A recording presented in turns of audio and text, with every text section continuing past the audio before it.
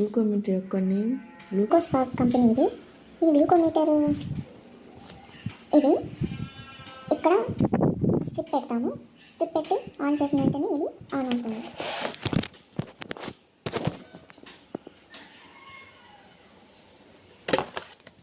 ఇది glucose strips అండి. దీంట్లో 50 స్ట్రిప్స్ ఉంటాయి. దీంట్లో ఒక స్ట్రిప్ని తీసుకోవాలి. ఈ స్ట్రిప్ యొక్క సెంటర్ పాయింట్ని మనము టచ్ చేయకూడదు. చూడండి, దీన్ని మనం టచ్ చేయకూడదు, ఎందుకంటే ఇది కానీ సెట్ ఏమైనా అయితే ఈ స్ట్రిప్ అనేది వర్క్ అవ్వదు. సో అందుకని ఈ స్ట్రిప్ని ఎప్పుడు ఈ టిప్ దగ్గరే హోల్డ్ చేయాలండి. చూపి కనిపిస్తుందా? ఈ టిప్ దగ్గరే హోల్డ్ చేయాలి. దీన్ని ఇలా ఈ గ్లూకోమీటర్కి ఇన్సర్ట్ చేస్తే గ్లూకోమీటర్ ఇది రీడింగ్ చూపిస్తుంది చూడండి.